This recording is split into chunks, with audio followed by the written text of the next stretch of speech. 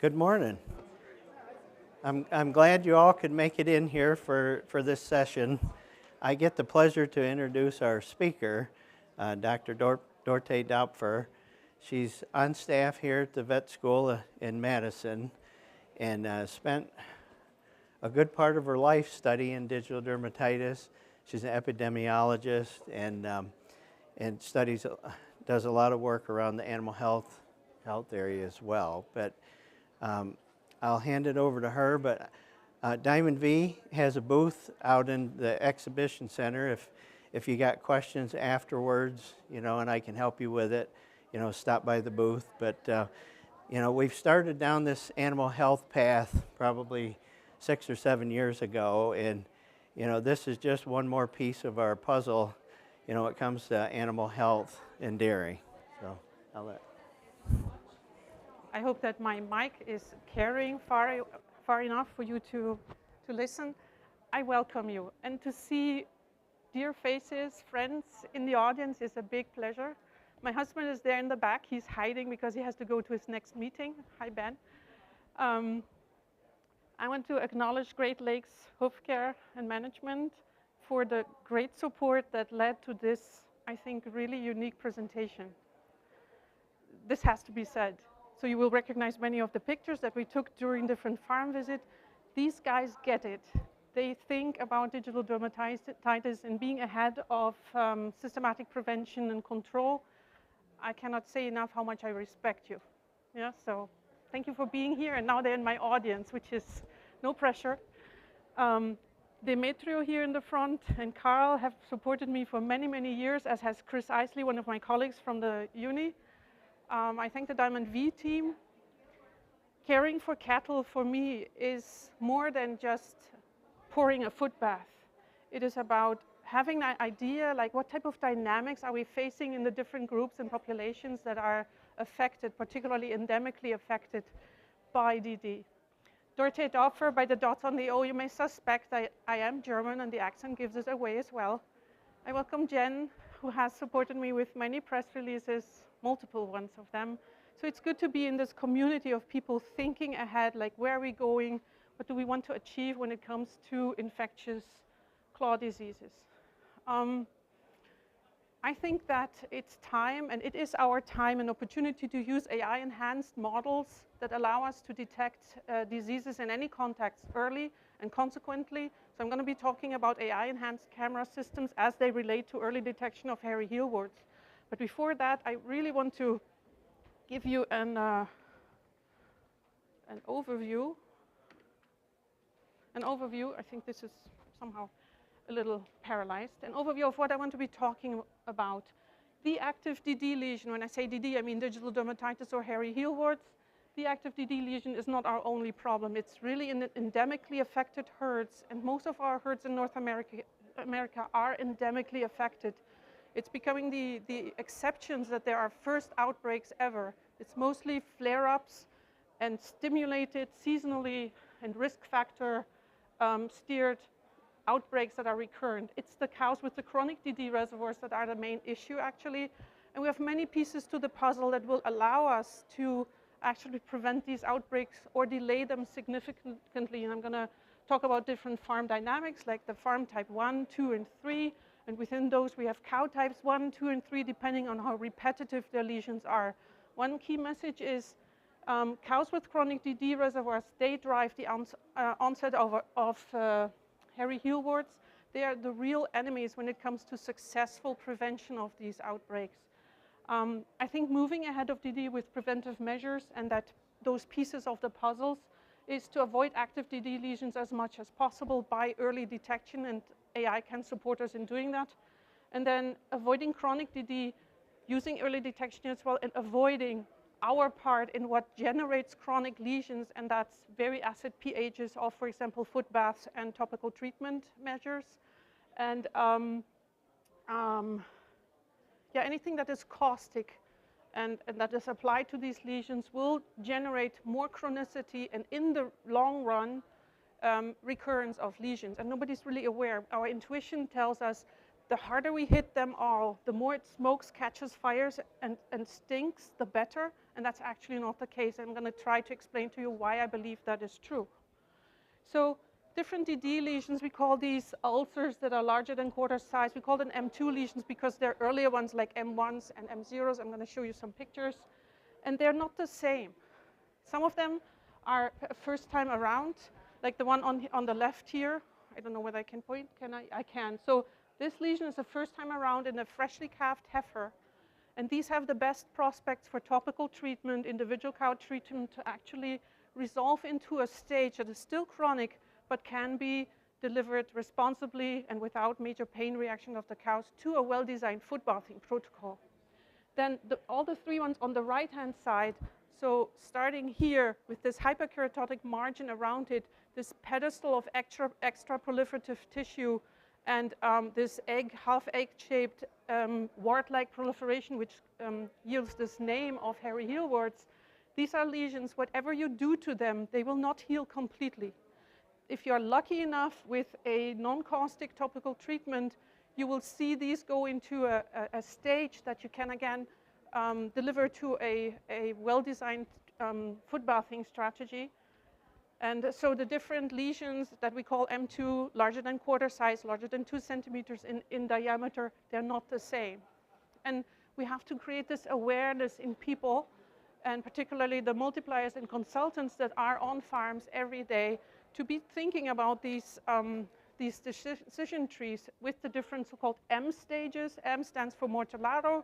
We were just in Venice, in Italy, talking about lameness and foot lesions. And Dr. Mortellaro was there. He's in his 70s now. He was actively participating. It was a joy. So if you think about skin lesions at the skin horn border, you want to know, does it look normal? Then it would be M0. Are there signs of chronicity in the sense of there's a hyperkeratosis that would be that callus area here that you feel yourself. If you roll this skin between your fingers, there might be a callus. This is what we call hyperkeratosis. Or if that callus in the cow's foot case, if that grows beyond the normal surface of the skin into this wart, this is called a P for proliferation. And you saw some of the M2 lesions without signs of chronicity. You saw the one with hyperkeratosis, so we call them M2H, with proliferation, so those would be M2Ps. And then there are chronic stages. And what you want to distinguish is the ones that have extra tissue growth, the proliferations, and we as herd managers are part of provoking that. And so we want to avoid these proliferations as much as we can. So when I say there's a P attached to your M stage, that's bad news.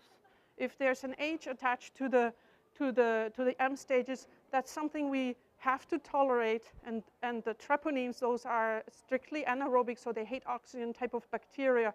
They are lodged deep down in that skin. We just saw in Italy a histology study where somebody took these lesions and put them under the microscope, and something that looks as innocent as this M4H here, this is loaded with these bacteria, and they do something really smart. They invade the skin to the point where they have extra callus or proliferative tissue, and they create their own ecosystem. They go dormant there, and we cannot reach them from outside. The cow cannot reach them with the immune system from the inside, and they just go dormant and lead a dormant, happy life, I would guess. And we provoke these extra signs of chronicities, the P's and the H's, as soon as we acidify foot baths extremely, like into pH 1, 1.5. That's not even necessary when you have copper sulfate foot baths. So we have to be more aware and create this awareness about the dynamics of disease. So if I say M4P, M2P, that's bad news. If I say M4H, M2, that's tolerable, but needs to be managed depending on the dynamics on the farm. One key message I really want to get across is when you have an endemically affected farm and you have laid down all your cards and you're doing the best you can, the first sign of an efficient and trending towards the positive development for a system is that the chronic lesions actually, they shed that extra proliferative tissue. The flaps will start falling. And this is something that producers recognize. If I see the flaps falling, that's good news. There's no need to take a dirty hoof knife and cut into these lesions and cut them out, because you cannot cut deep enough to really reach all those spirochetes, all those bacteria, before you hurt the cow in an irrevocable, irresponsible and really painful way. And I'm saying there's no need to cut them, because they will peel off if you have the right concentration, the right pH, the right frequency of your foot baths in place. So topical treatment will not cure the cow. It will just render her into a state where a disinfecting foot bath can take hold and do a good job at follow-up. And so these are the flaps that are associated with hairy heel warts. There are other flaps that are actually mechanically induced. So to the left of this blue line here, this is a mechanically induced heel horn flap. If I see people who are pushing cows across defective flooring systems and they make sudden turns, they make sudden breaks, you will see a lot of mechanically induced heel horn flaps. On the other hand side, if I'm able to get the farm dynamics into a moment where the chronic lesions start shedding DD-associated flaps, that's the trend I want to see for my DD dynamics on the farm. If I see mechanically induced flaps, I talk to people about low-stress stockmanship. If I see flaps here falling, I know that that equilibrium between the repairing mechanisms of the skin, the keratinocytes, those skin cells, versus the invasion from outside, of the invasion of bacteria, among which these spirochetes, these treponemes, that balance is working in favor of the repairing mechanism. So we want to see these flaps falling that are associated with M4P lesions. M4 is the chronic one, P stands for this extra buildup. So I talked about farm dynamics. You make a distinction between type 1, 2, and 3 farms, where a type 1 farm would mean there are no perceivable or no outbreaks that anybody is aware of. There's the occasional chronic lesion with hyperkeratosis, that callous skin. There's the occasional proliferative chronic lesion. There's the M2 here and there, and ulcer here and there. Type 2 farms are the ones that have a single outbreak, and we define outbreaks as more than 30% of the cattle having fresh ulcerative lesions within a period of, let's say, 30 days, like a month. And then the type 3 farms are actually the ones with multiple outbreaks, with repeated DD lesions, lots of repeat cows that are particularly lame with DD. So those are the farms that give a call and say, like, we're doing everything, and it's not working. So the bacteria must have grown into being resistant, and actually they don't. We are part of provoking these repeated outbreaks by having too caustic, too frequent, too highly concentrated, and too acid foot baths. So let me show you how these dynamics actually work together. The vertical blue line here is the calving moment, and you have pre-calving, particularly, and dry cows, I mean, would be part of the pre-calving situation, but pre-calving heifers, they often come around 12 months of age, around breeding age, they develop outbreaks of DD, and then you should calculate 60 to 90 days back, which is the time interval that they need to develop these lesions, and start foot bathing even the pre-calving heifers. People look at me like, you're certainly from academia, you have no idea what you're talking about, this is gonna be a rodeo. It doesn't have to be. I think this is part of socializing our cattle well. Then even foot bathing pre-calving heifers needs not be a major rodeo. But you have to have well-designed foot bathing troughs for doing this. Comes the moment when it's under no control, right, that these heifers, they start developing a peak of M2 lesions, that's the red line here, and then they become chronic with regards to DD and will cross over into your lactating herd, and there's a new outbreak here. The type 2 farm, remember, with the single outbreak, and this is referring to the lactating cows, you will have a single outbreak and then no outbreak for a long period of time. What happens there with the chronic lesions is that you see, as a consequence of M2 lesions, they will cross over into being chronic with just this little callus area. And you see the proliferative lesions going down. That's the white line here. On the contrary, if you have a type 3 farm, and you have to remark that there's a genetic predisposition for having these repeated and particularly chronic lesions. There is a genetic predisposition. I never make friends when I say this, but Holstein Friesian cattle have that. It's a multi-gene type of association. But the type 3 farm, they have the same dynamics of pre-calving heifers having DD outbreaks, and then you see multiple outbreaks later in the lactating cow herd. So pre-calving heifers, if you get a good control about DD, this will prevent outbreaks later in the lactating cow groups.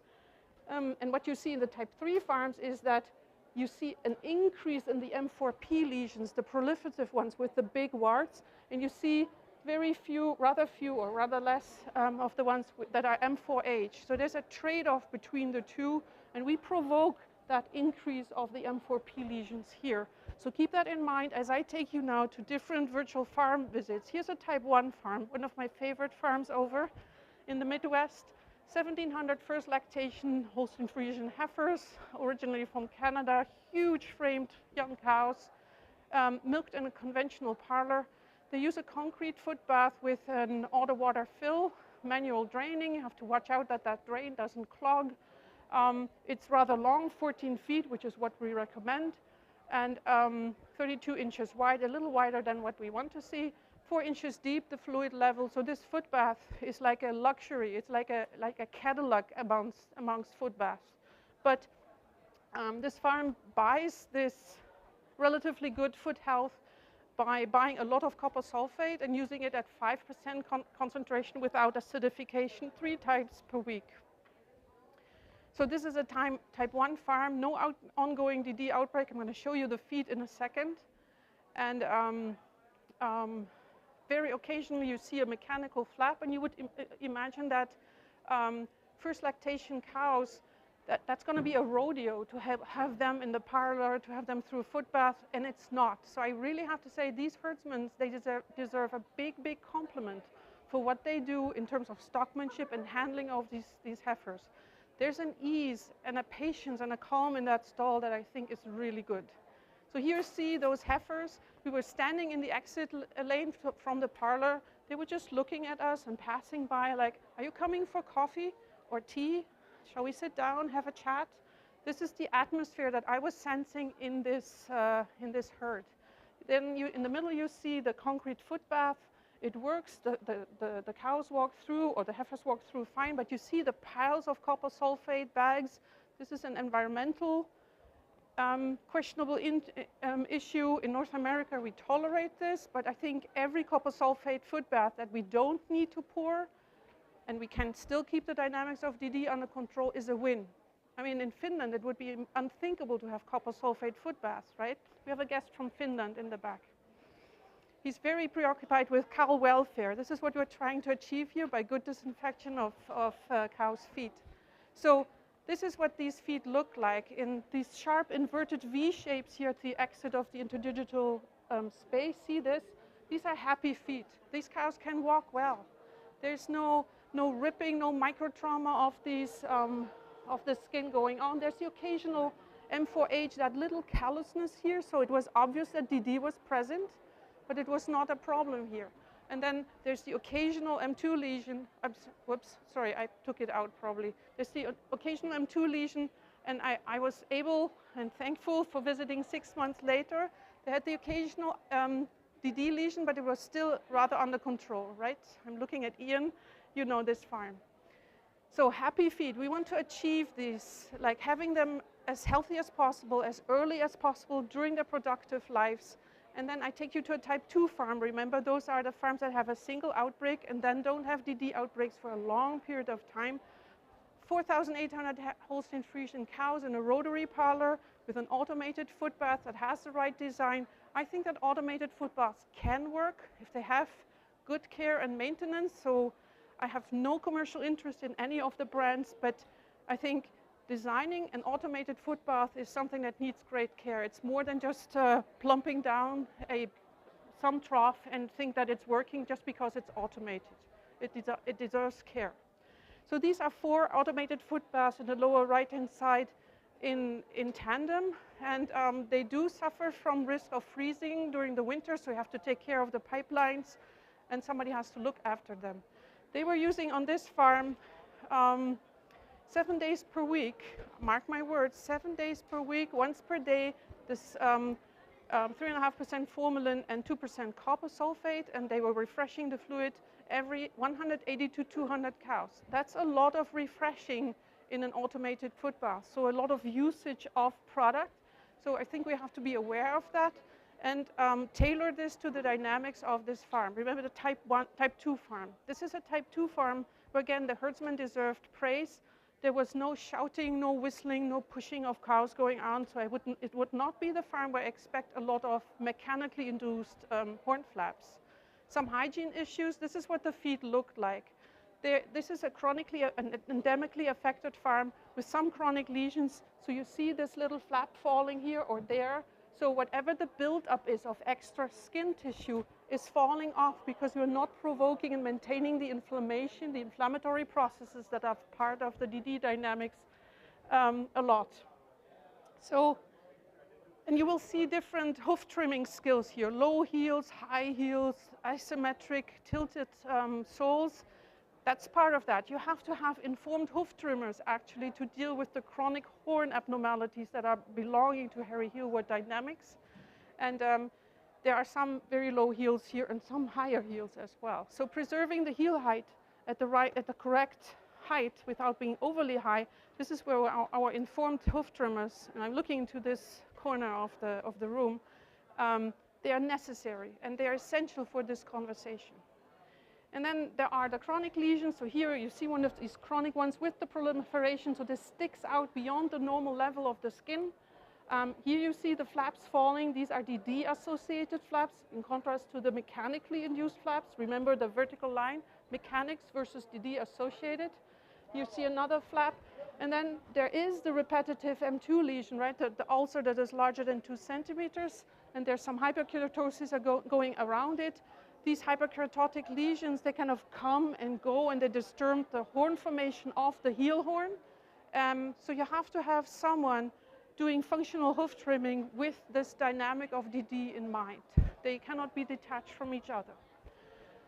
Now I'm going to take you to a type 3 farm. Type 3 farms are the ones that are endemically affected and have repeated DD outbreaks. 4,300 cows, conventional milking parlors, so side by side. There were clear hygiene defects, so suboptimal hygiene in these feet. The foot bathing schedule and product, 2 automated foot baths were being used at each exit lane.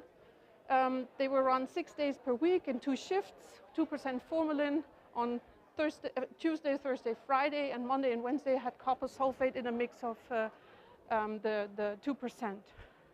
This is a problem farm. The foot bath was failing to prevent the DD and the repeated DD outbreaks. Many active M2 lesions with those proliferations. And in addition, the cows were being rushed. In order to increase milking times and turnovers, the cows were being rushed across very defective surfaces. Here you see some of the hygiene problems that were happening, some of the proliferative lesions. And this was the norm. Most of the cows had these lesions. And then there's another message. Please do not chase cows with open DD lesions, with open M2 lesions through caustic foot baths, because this is what happens. You see these crater-like tissue losses here, the big black margins around them combined with the heel horn erosion. This is not good practice of foot bathing. You need to detect these lesions much earlier, treat them individually and topically, and then they can go through repeated foot baths. This is what's associated with chronic outbreaks of DD, because these lesions will never heal. Please look at them. Don't do this if you can avoid it. So then I talked about these cows were extremely skittish. They were being run across defected walking surfaces that were slanted in addition to everything. I saw skid marks in the mud or the manure on the ground that were longer than a man's stride, a human stride. This is a sign that they were slipping. Think about mechanically induced heel horn flaps and associated horn lesions. So there is bruising of the white lines, sole ulcers that will come in the long run. A lot of things compounding together when it comes to these risk factors. And then another thing that really struck me, remember the skittish cows? The entrance towards the foot bath here, this metal was totally banged up and flattened. So there must be lots of shoulder bruises, lots of kind of struggles going on while walking through this foot bath. And the foot bathing setup has actually been changed 6 months later. They made a double foot bath automated, and I think the cow flow in a different location was doing better. But talking about low stress stockmanship on a farm like this is essential. And then at the exit of the original setup of the foot bath, you had this very short step. And if cows kind of run through these foot baths and step on the sharp margins of these steps, you get more bruising. And then in the long run, a lot of wall abscesses and all the mechanical horn deficiency. These cows, when returning from the milking, they would not lay down. More than 70% of them were perching in their stalls. And when I picked up some of the sand there and I watered it together with water, it kind of went into a very hard kind of thing. So this is not comfortable for cows to lay down. So in addition to being rushed, they would return and not rest. So thinking about the bedding that we use, sand is not equal to sand, and cows interact with that. Another farm type 2, remember with the single outbreak, but now closer to an outbreak, looks like this. 4,300 cows in a rotary parlor of 80 stalls. They were using copper sulfate foot baths, but they were thinking they were delivering a certain concentration, ended up that the copper sulfate was not dissolving at the bottom of their foot baths. So taking care of that is very important when you're thinking you're delivering disinfecting foot baths, but the reality is that all the salt that is expensive to buy is at the bottom. So this is what it looks like, and I want you to appreciate how different this thing is. Although the dynamics are a type 2 farm of a single outbreak and then not for a long time, these lesions, see how the diameter of the lesion is much bigger. There are some M4s with the hyperkeratosis. There are some M2, those are the open ulcers, and you can see how they have walked through foot baths. This is what they look like. Much larger diameter, much more proliferation. This is the one that you have to bring into a different dynamic, into a different, sometimes lower frequency, lower concentration. And this is counterintuitive. People think like, I have to do more in this situation. No, this is the consequence of doing too much in terms of disinfecting foot bath. And we have to have more people have this awareness about DD. This is the white concrete foot bath that they used with the copper sulfate salt at the bottom. So make sure that you mix your foot baths well, maybe use mixers, think about seasonality, temperature of water to make this solution. And I want to show you a farm dynamic of a type 2 to 3, kind of repetitive, but then not, where the bath runs every shift 6 times per week and with 5% formalin, and then 3 times per week of a product X. I don't want to mention any brand names, but this product was not doing much, I think, in my world. And this is what the feed looked like. You see these blackened heel horn erosions. They were everywhere. They were everywhere. And this is a clear sign that there's very brittle heel horn. This is a sign of overdoing, particularly formalin foot baths. Yeah? And again, I had the opportunity to come and visit 6 months later. We talked to the herdswoman, very capable person, and they had actually lowered the frequency and lowered the concentration. She looked at me during the second visit and said, you know, first time around, I thought you were full of shit. But it worked. And it really, the feed looked so much better. And it's a pleasure to see this happening. So please remember these type 1, 2, 3 farm dynamics. You can train your eye to look at these lesions. We actually, we use artificial intelligence to read ear tags, and we can do this from a distance of up to 42 feet.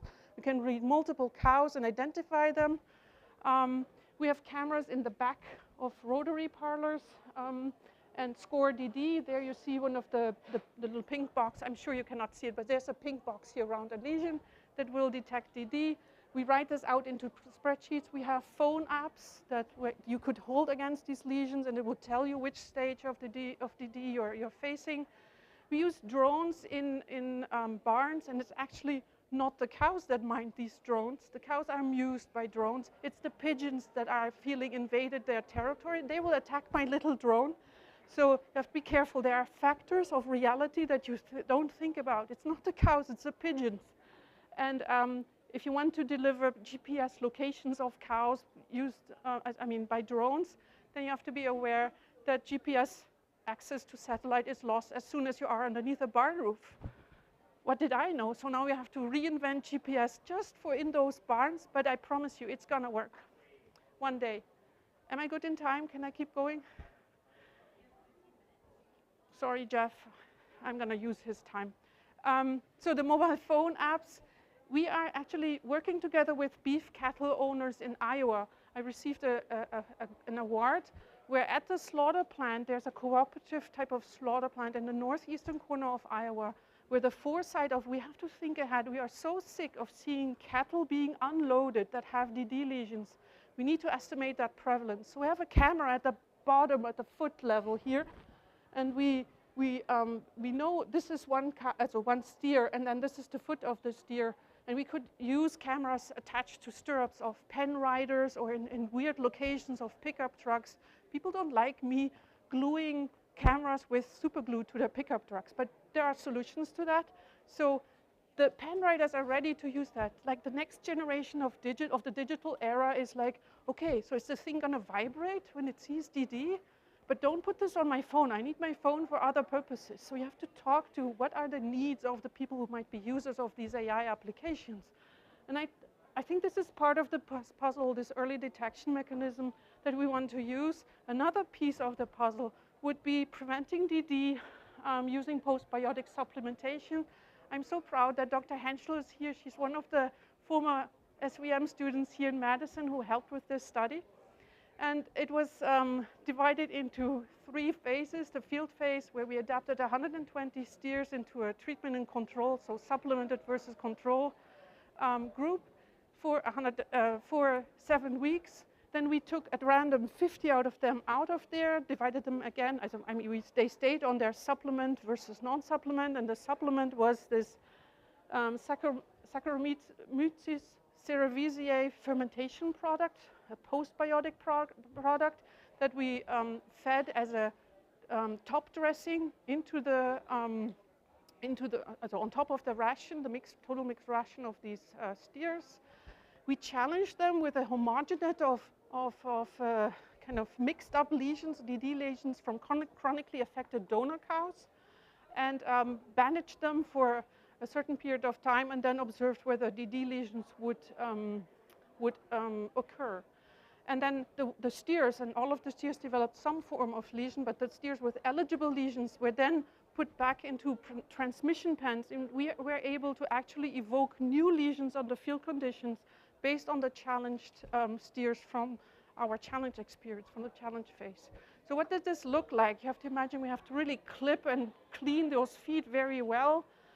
We applied food-grade silicone reservoirs that we injected with that homogenate of DD lesions. We then applied these tape strips, and after a lot of wrapping, we stuffed them into these custom-made and adapted equine foot soakers. And it looks like this. So cleaning, including our toothbrush, then we would pad them and attach this all. And you have to be very careful with cow's feet or bovine feet. You don't want to mash anything. As soon as there's pressure on that coronary band, you might induce lesions that you really don't want to. This is all under IACUC permission, and we have protocols in place that allowed us to do this. So then saran wrap here, cling wrap in 7 layers with strategically placed cuts, and then another layer of padding, vet wrap, the boot, and a lot of duct tape. My students made a lot of fun of me regarding my preference of Gorilla Tape.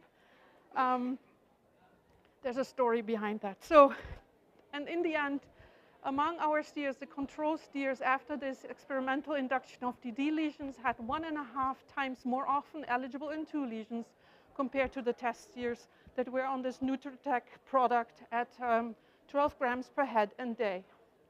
This is only part of the outcomes. This holds under correction for body weight and days since lesions. So all the confounders we could have, they would not prevent this association from happening. So moving ahead of DD means risk factor management, and particularly in the pre-calving heifers, socializing heifers and cows using low-stress stockmanship principles, improving leg hygiene, Food bath design, frequency, concentration, particularly pH in relation to the DD dynamics. Remember type 1, 2, 3 farms. Walking surfaces, the hoof trimmers are essential in this whole conversation. They need to recognize these chronic consequences of DD. There needs to be systematic early detection of DD, for example, using AI-enhanced tools, and SOP, standard operation procedures for topical treatment. Oh, by the way, the picture shows all the boots that we took off after the challenge, so there was a lot of handiwork involved. Food bath design, frequency, concentration should be monitored closely, particularly during winter, because these liquids can freeze and you're not delivering then the amount and concentration you're thinking. And is the food bath really delivered in the intended concentration? Is there a lot of spillover? You have to discuss these different dynamics of DD and their risk factors. You have to recognize signs of chronicity. And I think that DD prevention control can be supported significantly using feed supplements, among which this Nutritech product. AI is coming. I want to thank dearly all my producers, herdsmen, students, former students, and friends now, and colleagues who contributed to this presentation. I think caring for cattle means caring for them in terms of prevention of DD, because it's a cruel disease. I paint, so if you want to look at the May You Be Well project, it's a community art project where you can see that cattle can do very well in human care. And there are people who really care about their cattle. There's a lot of discussion about industrial and bovine husbandry, but this is a form of life, and I think we can promote it with good conscience and support, for example, using these DD prevention measures. And with this, I'm going to stop. And if you have questions, or if you want to acquire one of the holiday greeting cards that features one of my paintings, feel free. Thank you for being here today, and let me know if I can help in any ways. How long was the duration of your study there? The challenge one. So 7 weeks getting them adapted to the product, and then another 6 weeks for the challenge, which involves maceration of the skin, wrapping, inoculation, and then checking for them, and then another 7 weeks for the transmission phase. So it's a total of like 3 to 4 months in 2022. And we are publishing the results still. One message maybe, the cytokines, so these inflammatory messengers associated with DD. DD is a lot of inflammation of the skin. Those cytokines are being immunomodulated significantly using this product, in the sense of the total level of a pro-inflammatory IL-1 beta is lower in the test group, but the steers that were on our test reached that top faster. So the exposure to pro-inflammatory cytokines is shorter. Carl. So if we treat an M2 lesion at a very early stage, Yes.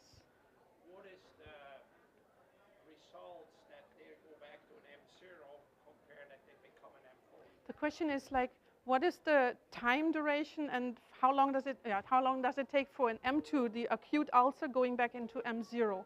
I don't think there are, under field conditions, many that go really back to M2. They may look very innocent on the top, but they're still as a treponemes bored in that skin. Remember that extra ecosystem?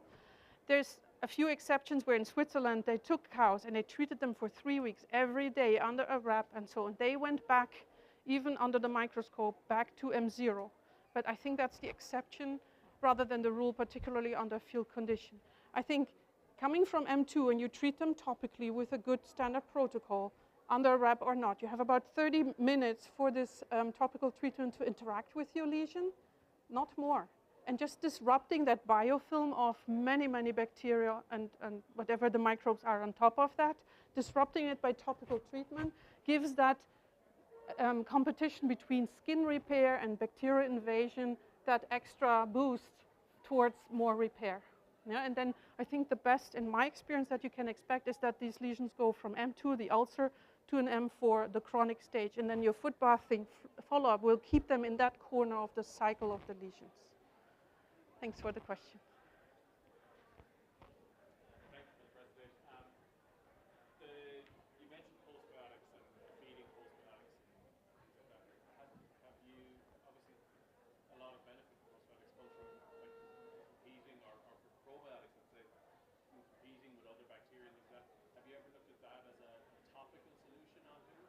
So we are hoping to. live bacteria or some other. Right. So, gentleman is asking whether there are probiotics that can be used to basically push the pathological bacteria away from those lesions. I think disrupting the biofilm that is at the pathogenesis. We hope to engage in a study together with a French company to study exactly that. So I don't think that it has been studied systematically, not in North America for sure. I hope to give you an answer soon. The idea is good. Anything that disrupts that biofilm will be beneficial for that competition between skin cells. And I'm spreading my fingers because there are columns of keratinocytes that under DD conditions are totally disrupted and crumbled, and they are like tumors. They don't communicate well, they don't differentiate well. So anything we can do for these columns to come back into proper order of being connected to each other and having a resilience towards intercellular, so between the cells, invasion is a good thing. Thank you. I wish you a wonderful expo. And Jeff, do you want to say something for 5 minutes? I'm sorry for using your time, but I was in the flow. No, you're good. And then you know what happens. Just the next slide is all. And you press this one, Yep. this one, Just, yep. next one. Yep.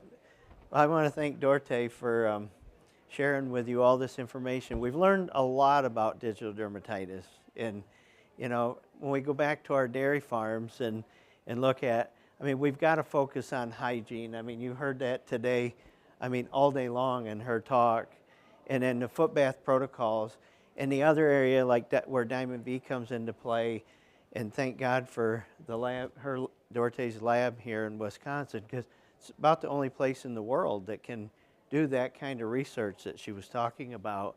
But immune function plays such a role, you know, with this being a disease, you know, we've got to look at all these areas, not just one piece of the puzzle. But if you want to learn some more about it, you know, stop by, you know, the Diamond V booth or talk to your Diamond V reps. And, you know, they're not Dr. Döpfer, but they've all got kind of a basic knowledge now on digital dermatitis. And our goal is to help farms, you know, with prevention and control. And that's really the focus that we're doing is prevention and control. So again, it comes right down to hygiene, you know, hygiene. And we focus on the immune side of the equation, helping the animal. And one of the things that we've got is we've got a lot of work around our Nutritech product. And, you know, digital dermatitis work is just going to be adding to kind of our story on immune function, but looking at rumen function, mastitis, heat stress, and hoof health, you know, we're looking at kind of the whole picture for the cow. But with that, thank you very much for coming today, and thank you, Dr. Döpfer, for this.